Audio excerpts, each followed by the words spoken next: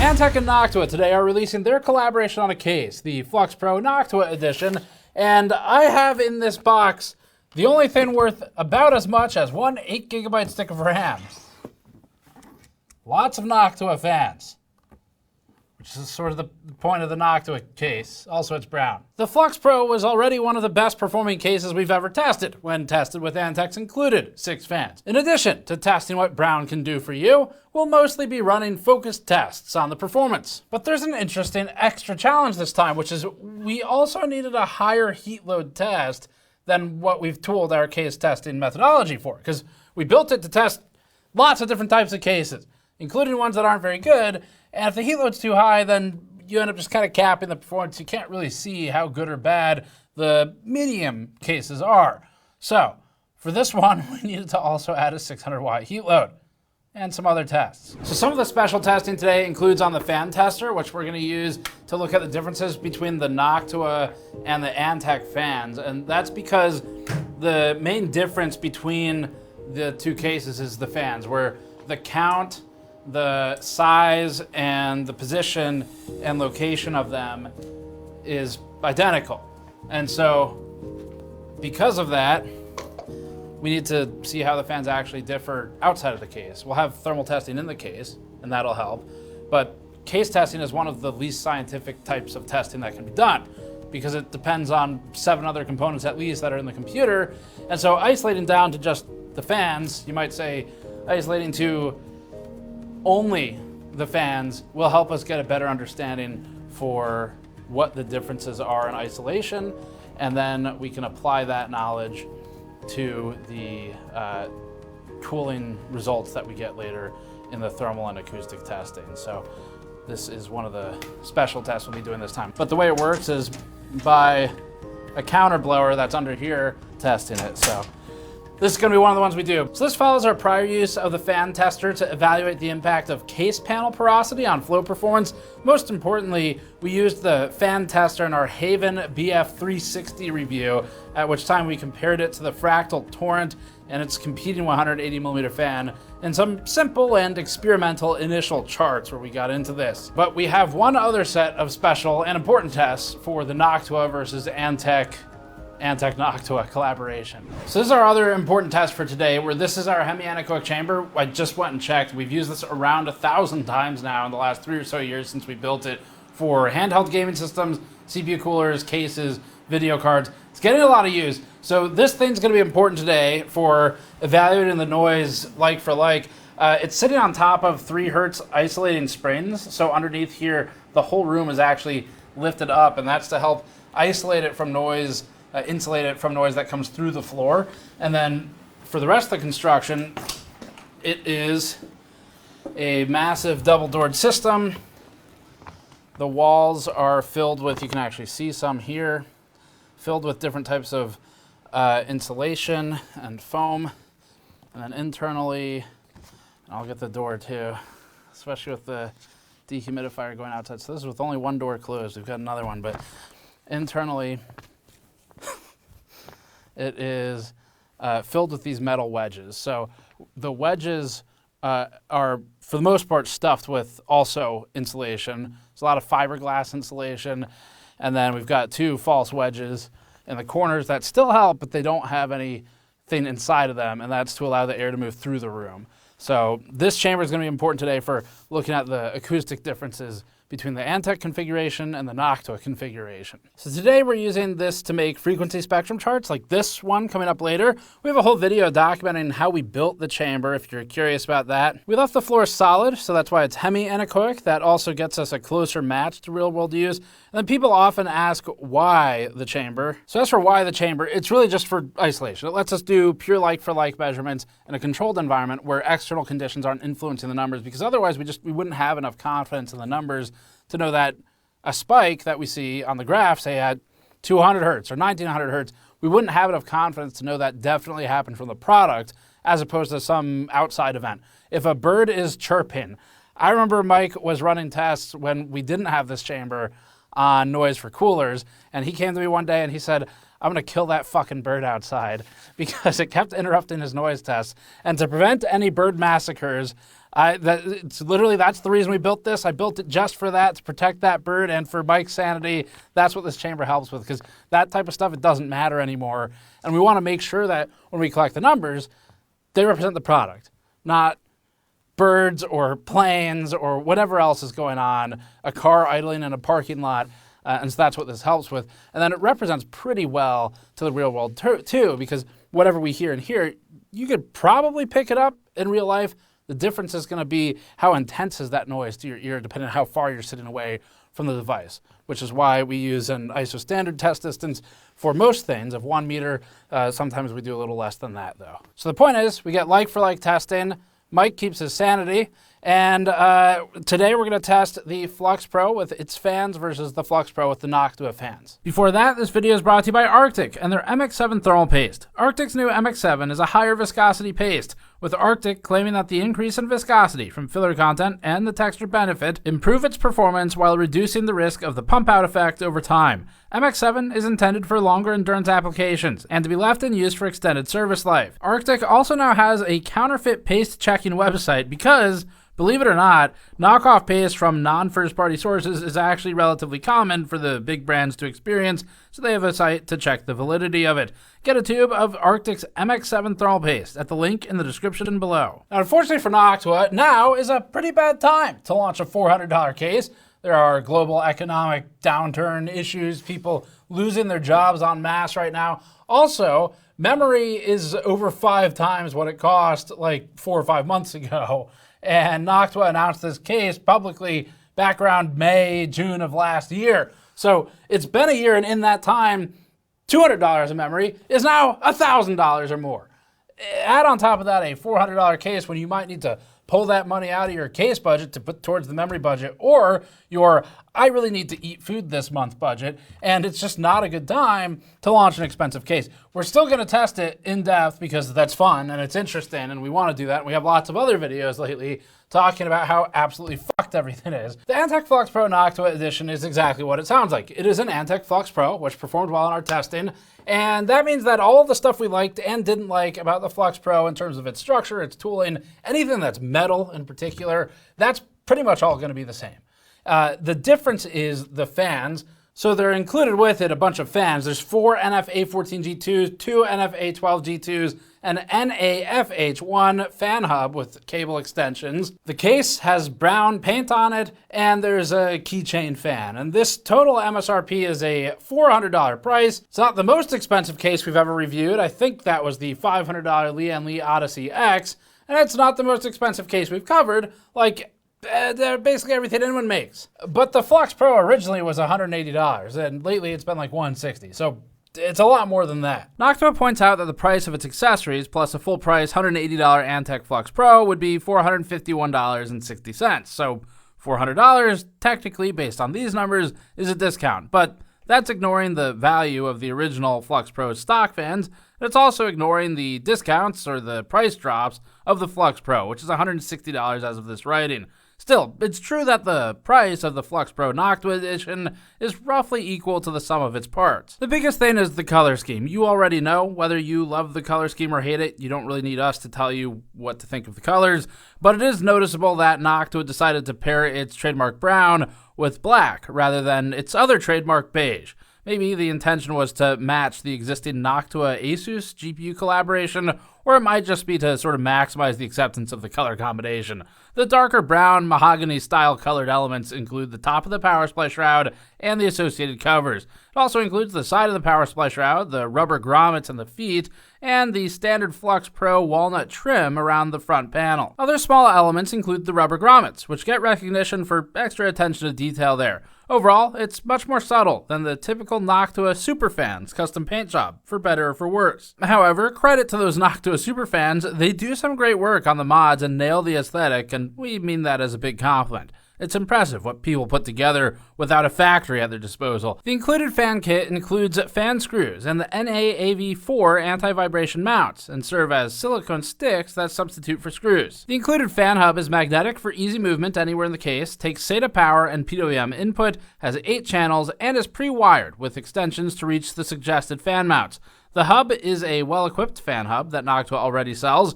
8 outputs is an improvement versus the Antec original option, which only had 5 outputs for 6 fans. There's also a 40mm fan keychain, decorative only, in the kit. The rest is identical to the Flux Pro. That means everything we said in the original review stands in terms of layout, design, and the things we liked and didn't like. In case you missed that one, we'll quickly summarize our original Flux Pro review, but then you can check it out below for more detail. Radiator compatibility remains a highlight, with a front mount that can be adjusted up and down to make room for radiators up to 420mm in both the front and the top mounts. Both the front and top mounts are removable as well. The shroud top mounts can fit up to 360mm rads on top, with another 240 mount in the floor of the case. The shroud is ventilated on all sides, so the shroud top mounts should have adequate airflow, and the pre-installed Antec shift mount that rotates the power supply 90 degrees increases airflow a little more. That said, the thermal difference was minor in our original testing. The rearmost shroud top slot overlaps the power supply and is therefore the least useful, since it'll face the most restrictive space for intake between the power supply and the fan. The display on the side of the case can show GPU temperature and or CPU temperature. It does, though, require Antec's HYTE software to run, so our preference is to ignore it.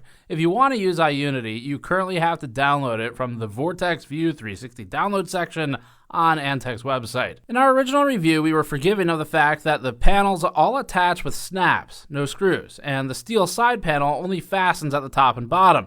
But keep in mind that you need to organize the cables to minimize the pressure on the side panel. Support for 4 total 3.5-inch drives has become less common as a feature since our 2024 review, in terms of other cases anyway, so we'll highlight that here because supporting 4 3.5-inch drives is still useful, especially for someone who may want a local NAS or just rated drives. Unfortunately, the price of storage has gone up lately. Finally, the rubber pads for supporting the power supply had fallen off in shipping in our original Flux Pro review, and it happened again in the Noctua edition, so it doesn't seem like it's just a random one-off. If you order a Flux Pro, check inside the shroud to make sure all 4 rubber circles are still stuck on.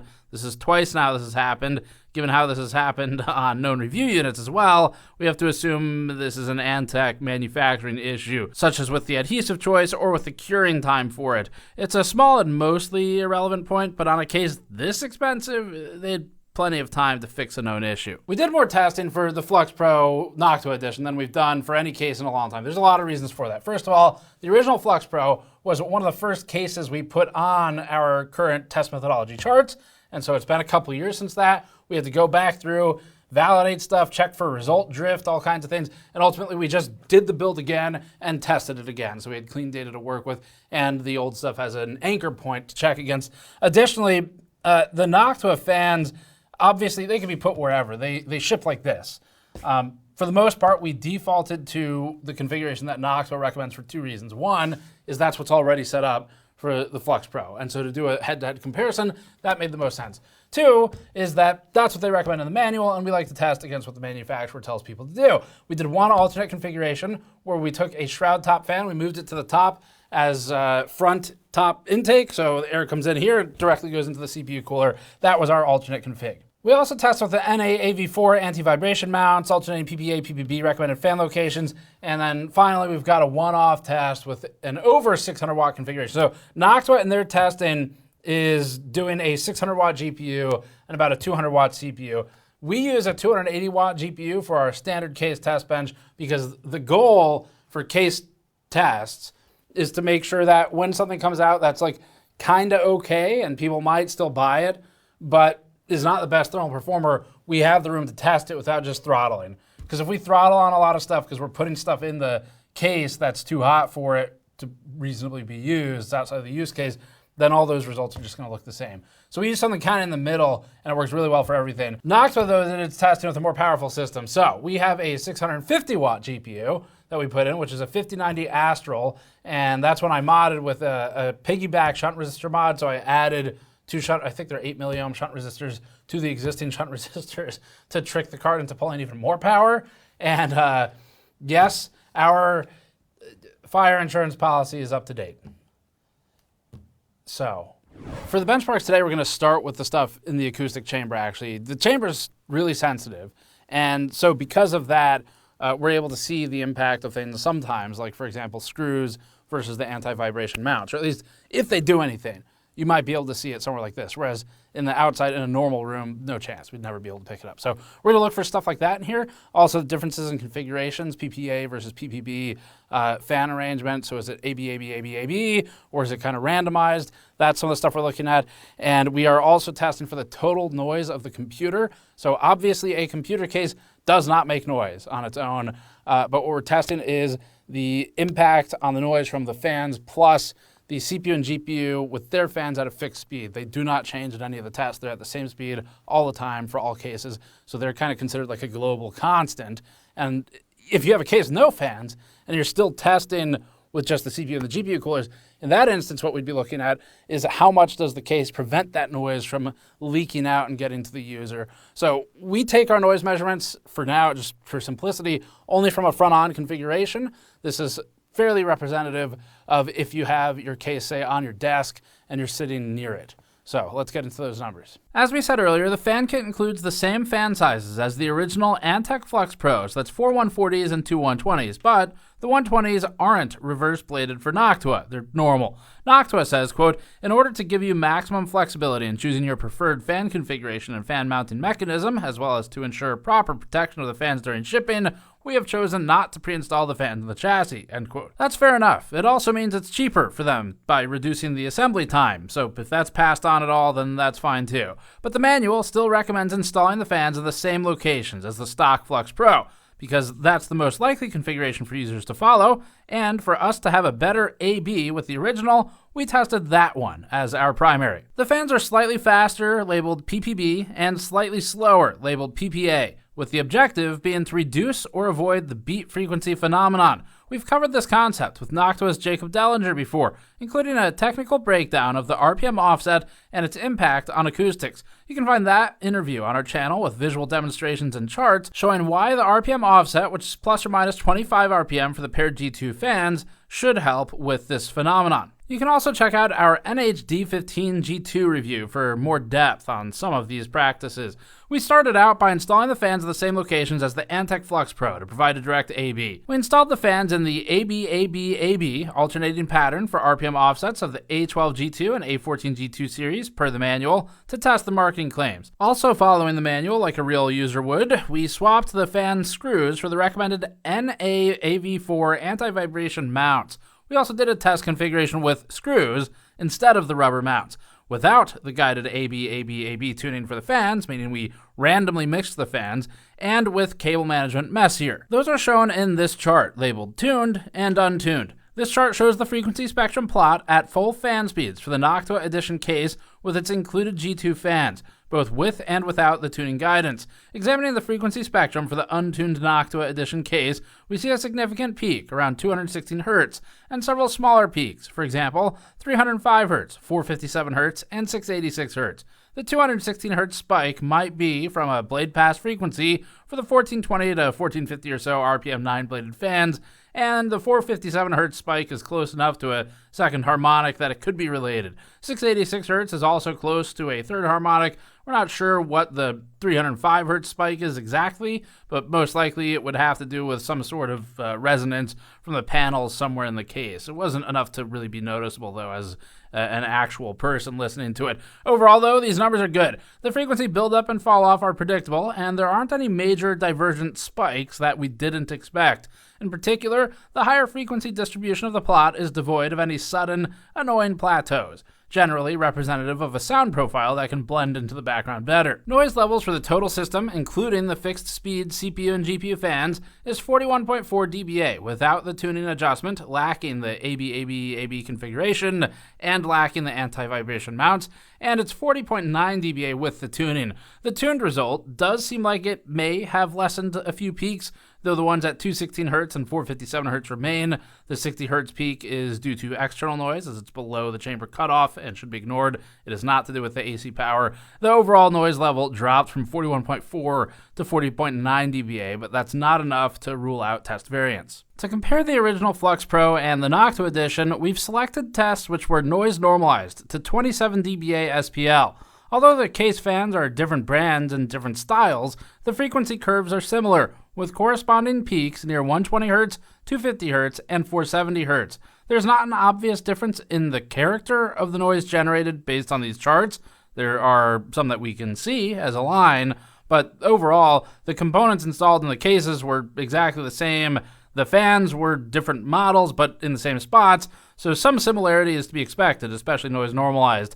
Noise normalized then, these are comparable overall. Noctua's noise profile has less of a spike around the 1900 to 2200 Hz range that we see with Antec, but otherwise, these are pretty similar. Our charts thus far don't contradict Noctua.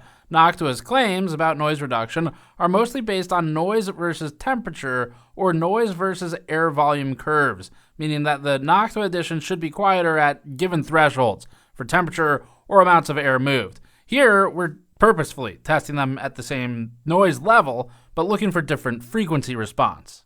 And there's not much of one. This chart is with only the Flux Pro configurations we ran. We'll show all the other cases in the next chart. This has all the fans at their max speed with the exception of the CPU and the GPU fans, and it allows each case to brute force its performance, and then we show the noise numbers so you can cross-reference the acoustic cost of that performance. Of all the Flux Pro tests here, moving the Shroud top 120mm fan to the top frontmost intake slot, so top front, was the best performer. That's because we're moving an intake fan right in front of the CPU tower cooler, so it's able to pull cool external air straight into the CPU tower. This fan isn't as useful for the GPU since it's offset to the flow-through side of the card anyway. The result was 37.9 degrees Celsius, which is a good result. Our original Flux Pro testing had the results at 38.2 degrees and 38.3 degrees Celsius over ambient. However, it's been 2 years since we ran those tests, and we wanted to be absolutely certain that our A/B testing today, which requires precision because it's the same model case, had every single aspect matched, all the way down to how the cables were managed, where the SSD was, and non-human factors as well, like the thickness of the paint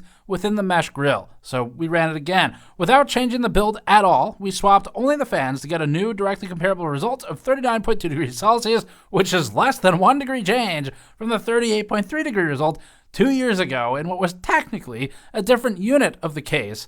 That's awesome. That's great news, and it's some extreme consistency that we can be proud of. The 40.5 dBA noise level is also within variance from the 39.73 measurement from 2 years ago. It's a 0.77 dBA difference. Pretty good, especially because our noise floor was a little higher at the time we did the newer test. These are functionally the same here. With the Noctua fans installed instead, we ended up with a 41 dBA result, so effectively the same, and within our test resolution as the 40.5 dBA result with the Flux Pro fans, and a 39.2 degree average all-core temperature. For our test platform, the Noctua fans and the Antec fans produced roughly the same thermal and acoustic results. There's no meaningful difference for our approach to testing. Now, our test load is with a 280-watt GPU configuration. Noctua claims a small improvement when using a 600-watt GPU, similar to a 5090 or an overclocked 4090, but ultimately, it's not that big of a change. Back to our chart with the more modest heat load, the reality is simply that the heat generated by the system does not benefit from the fan change.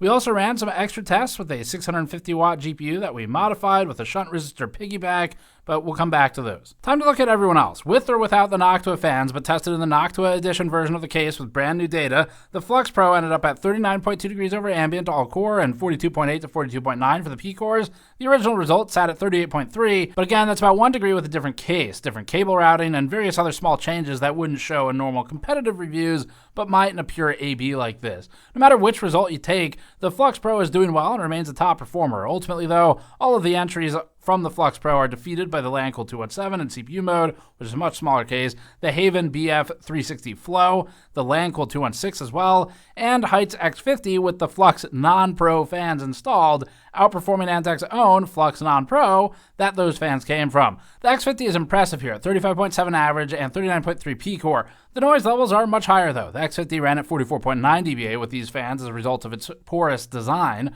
whereas the Flux, from which the fans came, ran at 41.9 dBA, and the Flux Pro is in the range of 39.7 to 41 dBA. The BF 360 Flow, despite its impressive thermal performance, also runs louder at 44.5 dBA, with the 217 similar. A lot of their rank is coming from the extra 2 to 4 dBA of noise. Both the Antec fan and the Noctua fan configurations of the Flux Pro find a good balance of noise and thermals in these results, even though our standard test platform doesn't see a benefit from the Noctua fan specifically. Moving on to the GPU and still at full speed, but first with only the Flux Pro variations, we have this chart. The configuration where we move the shroud top fan biased front to the top front of the case as intake loses ground here, predictably, since it's more designed to benefit the CPU than it is the GPU. We're taking it away from the GPU. The configuration held 39.6 degrees over ambient for GPU temperature, which has it slightly better still than the default layout Flux Pro fans in the Noctua Edition Flux Pro case. The Noctua Edition fans in the same like-for-like configuration ran at 39 degrees Celsius for the GPU, about 1 to 1.4 degrees improved on the GPU temperature of the same case with the Flux Pro fans, which was the 40.4 result. We've pruned the 2-year-old Flux Pro test here since we've made some changes to cable management in the GPU area that may cause some more result drift than you'd see in a non-AB test. Here's the comparative chart. The Flux Pro Noctua Edition is at the top of the chart with the Lian Li Lancool 207, which benefits from being a lot smaller, so the fans are closer into the components, and it's also got sunken shroud top fans. The Fractal Torrent is a more comparable case by size, and although older now, remains one of the best performers we've ever tested. Its relatively thick 180mm fans help it here. The BF 360 flow is also within reason of the Flux Pro Noctua case, and about tied with the Flux Pro, using its own fans rather than Noctua's. There are plenty of cheaper alternatives to Noctua's variation of the case that perform roughly the same, so in the very least, it's not a bad result, it's just an expensive one, by comparison to cheaper options that perform more or less the same. This chart looks at the Flux Pro configurations and their impact on VRM MOSFET and DDR5 thermals. The Noctua Edition results tie amongst the Flux Pro for best VR-VCC thermals on the FETs, with the SPD hub reading for DDR5 memory at its best for the top front intake alternate, moving the GPU shroud intake fan to the top of the case instead. It's then the second best with the default Noctua fan configuration. The Flux Pro with Antec fans runs slightly warmer overall than the Noctua fans. The result from 2 years ago is about the same on the MOSFETs, and is about 1.4 degrees warmer on the SPD hub reading, which could be due to a number of small changes in how we assembled the system, plus other small changes over time, hence doing all the A/B tests from scratch this time. The comparative results for VRM thermals position the Flux Pro well. The best results on this chart include the HAVN BF 360, which crushes everyone else for DDR5 thermals, followed by the Lancool 217 in CPU mode, then the 207. The Noctua Flux Pro runs at the same noise level as the 207, so is effectively noise normalized, and runs 0.6 degrees warmer on the VR-VCC result, and 1 degree different for the DDR5 result. In other words, these are the same and within reasonable variance. The result improves upon the Flux Pro with the Antec fans marginally. HYTE's newer X50 did well here when equipped with the Flux non-Pro fans, and it was a lot better than some of its prior entries, like the Y70 with its warmer 30-degree VR-VCC result. In a hunt to try and find an improvement, we broke from what we normally do, and we actually built an entirely new test that we did for this. So we ran tests with a custom-modified 650-watt monster of an RTX 5090. The CPU is running at 130 watts in this test. That's lower than Noctua's 200 watts, but ours is comparable to a 9800 X3D with some basic tuning, and the vast majority of our audience tends to buy 9800 X3Ds. The GPU is running at 650 watts, which is more than what Noctua tested with. That is through a power mod. In this test, we were trying to diagnose why the Noctua variation of the Flux Pro was consistently performing the same or slightly worse in some tests. And this is in the same physical case. We were only changing the fans. For a test setup, we found it was simple. With shroud fans, the Antec fans performed better. Without shroud fans, the Noctua fans performed better with the test setup. In other words, stock, the Antec Flux Pro fans ran the system at 48.8 degrees Celsius all-core and 52.4 degrees P-core, while the Noctua fans ran at 49.9 all-core and 53.5 P-core. It's worse by about 1 degree Celsius, and this is with a different platform than the earlier one. This was consistently the case in our testing, and we're confident in the result. With the shroud fans removed, the Noctua version of the case is technically better, although realistically they're tied. For GPU thermals in this setup, the Flux Pro fans did better in the default configuration, consistently outperforming the Noctua fans by a couple degrees in this setup. We were able to consistently replicate this.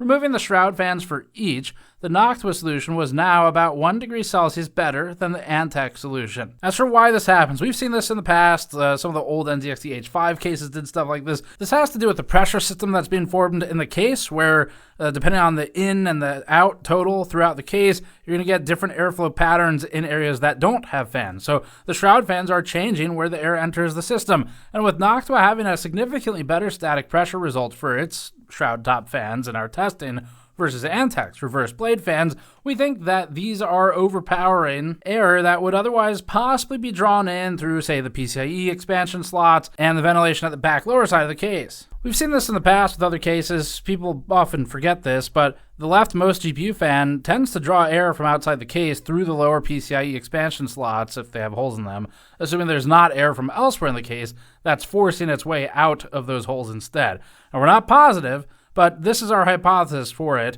We are positive in the result. It's just a matter of identifying where it's coming from. And it could also have to do with the flow through and the spray out of the top of the GPU, where there might be some sort of slight recirculation forming with those shroud top fans. This is a very configuration specific test, as all of them are. Even just changing the percent fan speed on each fan in the case would have an impact on this. We ran these at full speed to keep it easy. For the last one, we'll include some experimental charts from the fan testing machine. As with our HAVN BF 360 flow review, we want to underscore that we don't yet possess the same level of experience with these charts or testing as our thermal benchmarks, and so our confidence in the data is lower, and the data has a higher risk of having errors. Obviously, we feel good enough about this to publish it, but we like to keep that transparent whenever we present data from this particular machine. With that clear, here's a 15-segment PQ chart for the Antec 120mm shroud top reverse blade fan. We ran these tests because of the interesting results that we found a moment ago. The maximum flow we measured was about 66 CFM or so. The maximum pressure we measured at zero flow was about 1.19 millimeters H2O. However, neither of these situations is likely in the real world, as there probably will always be some pressure and some flow. Antec speed control is wobbly, with more variability to the RPM than we'll see with Noctua's fan in a moment. The curves are also tightly packed in as a result, and with a steep fall off relatively quickly as we progress to the right of the chart. The NF A12G2 shroud top fan you're seeing now operates at a much higher static pressure, maxing out at around 2.6 to 2.7 millimeters H2O under zero flow conditions. This is massively superior in pressure performance to Antec's 120mm reverse blade fan.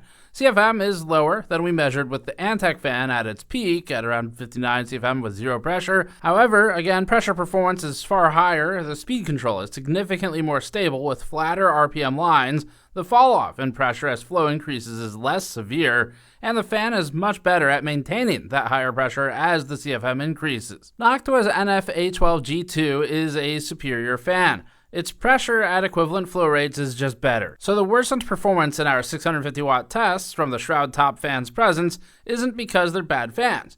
They're just changing the inlet and outlet behavior at the various holes around the case and the air that flows through it in a way that was a slight net negative in that particular test, which, if nothing else, shows how fan placement and speed choice in a case matters more than just filling every single fan slot haphazardly. In this case, Antec's worst fans are allowing the air to move elsewhere in a more beneficial way for our specific platform, at least for these reverse blade 120s. This one's really simple. So the Antec Flux Pro is already a really good case. Everything we said in the original review stands. All the stuff we liked, which is most of it, is still true here, except for the price.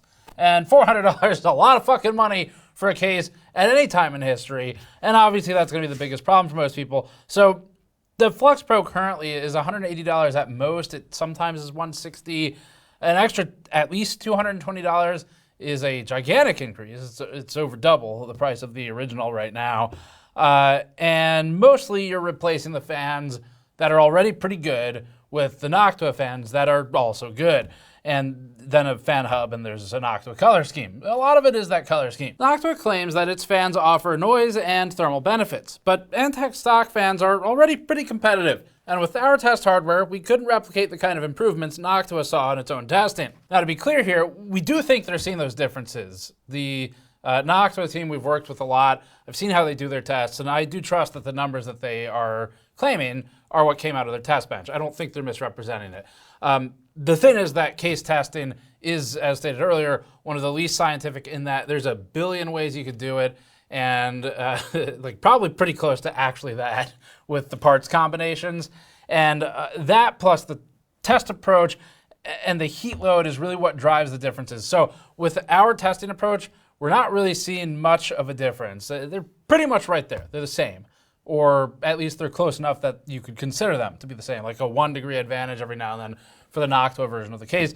Our noise normalized numbers, we subbed out for some of the other extra charts in here just for time, but it was the same thing. We just saw it repeated where more or less the results are within a 1 degree swing at most, which we would consider to be reasonable run-to-run variance and or error from testing. And so it's all kind of the same for our testing. Antec Flux Pro versus Noctua Flux Pro. And at 650 watts for the GPU, we also were not seeing gigantic differences. So what that means is this comes down to, it's a brown case with the Noctua, darker brown to it, no beige though.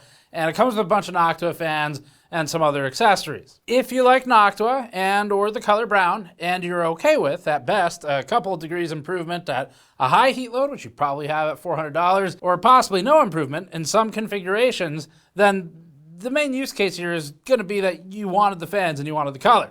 Removing the price from the equation, the Noctua edition of the Flux Pro remains at or near the top of the charts, just like the original. Most of the other heavy hitters should be familiar from previous Gen Award roundups. The Lian Li Lancool 207, the 216, the newer 217 are all good performers. The 207 is on the smaller side, the cheaper side. The 217 occupies the same niche as the original Flux Pro, wood trim and all. In our review of the HAVN BF 360 Flow, we noted that its performance was strong, but it was more expensive than the Lian Li cases, which is the same thing we're saying about the Noctua edition now. So it's another valid competitor if you ignore the price. The most obvious comparison is still to Fractal's North and North XL, which were at the forefront of the trend towards wood trim. So we think it'll find an audience, and again, it's not bad.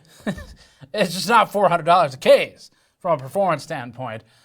We tried, we really tried. Patrick and I spent an extra couple days running all kinds of different configurations. A lot of them we didn't even bother to publish, with just testing hardware and trying to see if we could replicate the extra couple degree advantage, and we just really couldn't find it. So their test setup may be more conducive to it. But anyway, at most, you're kind of hunting for a few degrees improvement on an already top of chart case. And so it's going to be the color that you buy it for. Noctua fans, I guess, might be interested in it. But anyway, the Flux Pro is good. The Noctua edition is still good. The price kills it for us. We can't recommend it at the price. This is not a case we would recommend buying if you don't have an existing desire to get it. So if you like everything about this, but you're like, I could do without Noctua, not really that big of a, not into the brown or whatever, then the Flux Pro is this. It's just, well, I mean, this is a box, but you know what I mean. So that's it for this one. It was a really fun review, and good to get something that's pretty straightforward. So thanks for watching. Subscribe for more. Go to store.gamersnexus.net to support us directly, or patreon.com/gamersnexus, and we'll see you all next time.